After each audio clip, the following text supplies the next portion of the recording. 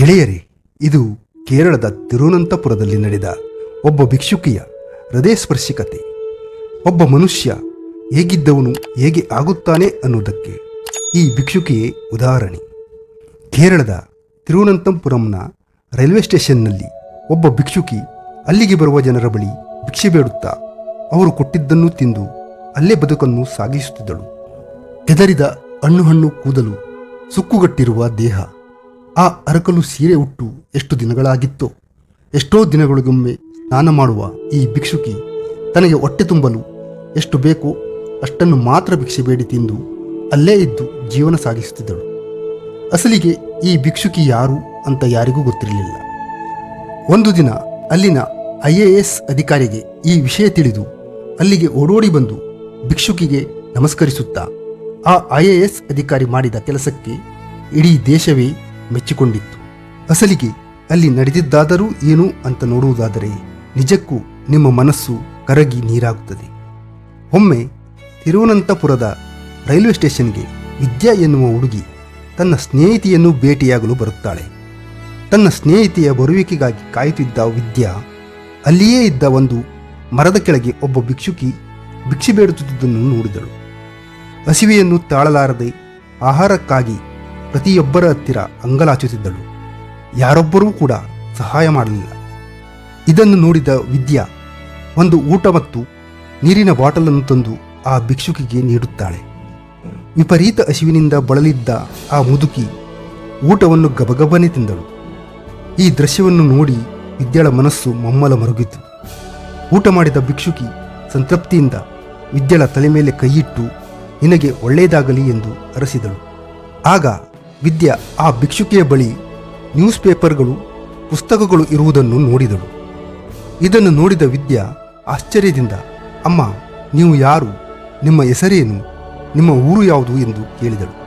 ಹಾಗೂ ಈ ನ್ಯೂಸ್ ಪೇಪರ್ಗಳು, ಪುಸ್ತಕಗಳನ್ನು ನೀವು ಯಾಕೆ ಇಟ್ಟುಕೊಂಡಿದ್ದೀರಿ ಎಂದು ಕೇಳಿದಳು. ಆಗ ಆ ಭಿಕ್ಷುಕಿ ನನ್ನ ಹೆಸರು ವಲ್ಸಾ ಎಂದು ಹೇಳಿದಳು. ನೀವು ಯಾಕೆ ಭಿಕ್ಷೆ ಬೇಡುತ್ತೀರಿ? ನಿಮಗೆ ಯಾರೂ ಇಲ್ವಾ ಎಂದು ವಿದ್ಯೆ ಕೇಳಿದಳು. ಆಗ ಭಿಕ್ಷುಕಿ, ಇದ್ದಾರೆ. ಈಗ ನಾನು ಕೆಲಸ ಮಾಡುವುದಿಲ್ಲ ಅಂತ ನನ್ನ ಮಕ್ಕಳು ನನ್ನನ್ನು ಮನೆಯಿಂದ ಹೊರಗೆ ಹಾಕಿದ್ದಾರೆ. ನಾನು ಹಲವು ವರ್ಷಗಳ ಕಾಲ ಸ್ಕೂಲ್ ಟೀಚರ್ ಆಗಿ ಕೆಲಸ ಮಾಡಿದ್ದೇನೆ. ಆವಾಗ ನಾನು ಚೆನ್ನಾಗಿ ದುಡಿಯುತ್ತಿದ್ದರಿಂದ ಮನೆ, ಆಸ್ತಿ ಎಲ್ಲವನ್ನೂ ಮಕ್ಕಳಿಗಾಗಿ ಮಾಡಿದ್ದೇನೆ. ಈಗ ನಾನು ಮುದುಕಿಯಾಗಿದ್ದೇನೆ, ಕೆಲಸ ಮಾಡ್ತಾ ಇಲ್ಲ ಅಂತ ನನ್ನನ್ನು ಬಿಟ್ಟು ಬಿಟ್ಟಿದ್ದಾರೆ ಎಂದು ಅಳಲು ಶುರು ಮಾಡಿದಳು. ಮತ್ತು ನನಗೆ ಈ ಹಳೆಯ ಪುಸ್ತಕಗಳು, ನ್ಯೂಸ್ ಪೇಪರ್ಗಳೇ ಸಂಬಂಧಿಕರು ಈಗ ಅಂತ ಹೇಳಿದಳು. ಮಹಿಳೆಯ ಕತೆ ಕೇಳಿ ವಿದ್ಯಾಗೆ ಒಂದು ಕ್ಷಣ ಶಾಕ್ ಆಯಿತು. ಸಾವಿರಾರು ಮಕ್ಕಳಿಗೆ ಪಾಠ ಹೇಳಿಕೊಟ್ಟ ಒಬ್ಬ ಶಿಕ್ಷಕಿಗೆ ಈಗ ಬಂದೊದಗಿದ ಪರಿಸ್ಥಿತಿ ನೋಡಿ ಕಣ್ಣೀರು ಹಾಕಿದಳು. ಆ ಮಹಿಳೆಯ ಬಳಿ ಇದ್ದ ಒಂದು ಸ್ಕೂಲ್ ಫೋಟೋವನ್ನು ವಿದ್ಯೆ ತೆಗೆದುಕೊಂಡಳು. ಆ ಫೋಟೋದಲ್ಲಿ ಮಹಿಳೆಯ ಜೊತೆ ಸ್ಕೂಲ್ ಮಕ್ಕಳು ಇದ್ದರು. ಕೂಡಲೇ ತಲೆ ಓಡಿಸಿದ ವಿದ್ಯಾ ಆ ಫೋಟೋವನ್ನು ಮತ್ತು ಈಗ ಭಿಕ್ಷೆ ಬೇಡುತ್ತಿರುವ ಫೋಟೋವನ್ನು ತೆಗೆದು ಎರಡೂ ಫೋಟೋಗಳನ್ನು ಫೇಸ್ಬುಕ್ಗೆ ಹಾಕಿ, ಈ ಮಹಿಳೆಯ ಬಳಿ ಕಲಿತ ಯಾರಾದರೂ ಇದ್ದರೆ ದಯವಿಟ್ಟು ಇವರನ್ನು ಅವರ ಕುಟುಂಬದವರ ಜೊತೆ ಸೇರಿಸಲು ಸಹಾಯ ಮಾಡಿ ಎಂದು ಬರೆದಿದ್ದಳು.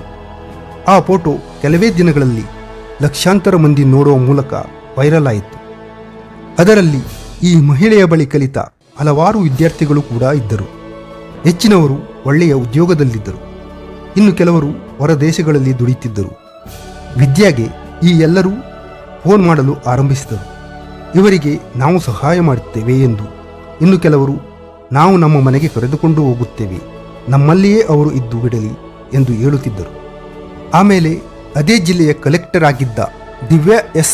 ಅಯ್ಯರ್ಗೆ ಈ ವಿಷಯ ತಿಳಿದು ಆ ಮಹಿಳೆ ಇದ್ದ ರೈಲ್ವೆ ಸ್ಟೇಷನ್ಗೆ ಓಡೋಡಿ ಬಂದು ಮಹಿಳೆಗೆ ನಮಸ್ಕರಿಸಿ, ನಾನು ಈಗ IAS ಅಧಿಕಾರಿಯಾಗಿದ್ದೇನೆ ಅಂದರೆ ನನಗೂ ಕೂಡ ಒಬ್ಬ ಶಿಕ್ಷಕಿ ಕಲಿಸಿದ ಪಾಠದಿಂದನೇ. ಶಿಕ್ಷಣ ಕೊಟ್ಟ ಗುರುಗಳನ್ನು ಯಾರೂ ಕೂಡ ಎಂದಿಗೂ ಮರೆಯಬಾರದು ಎಂದು ಹೇಳಿದರು. IAS ಅಧಿಕಾರಿಯು ಭಿಕ್ಷುಕಿಯನ್ನು ಮೀಟ್ ಮಾಡಿ ನಮಸ್ಕರಿಸಿದ್ದನ್ನು ನೋಡಿದ ಅಲ್ಲಿನ ಜನರು ಶಾಕ್ಗೆ ಒಳಗಾದರು.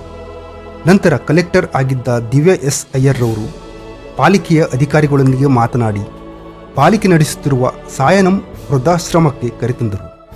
ಗಣಿತ ಶಿಕ್ಷಕಿಯಾಗಿ 33 ವರ್ಷಗಳ ಸೇವೆಯನ್ನು ಮಾಡಿದ್ದರು ವಲ್ಸಾ ಟೀಚರ್. ಗೆಳೆಯರೇ, ಈ ಒಂದು ಸುದ್ದಿ ಸೋಷಿಯಲ್ ಮೀಡಿಯಾಗಳಲ್ಲಿ ಈಗ ಇತ್ತೀಚೆಗೆ ನಡೆದ ಸುದ್ದಿ ಅಂತ ಭಾರೀ ವೈರಲ್ ಆಗುತ್ತಿದೆ. ಅಸಲಿಗೆ ಇದು ನಡೆದದ್ದು 2017ರಲ್ಲಿ.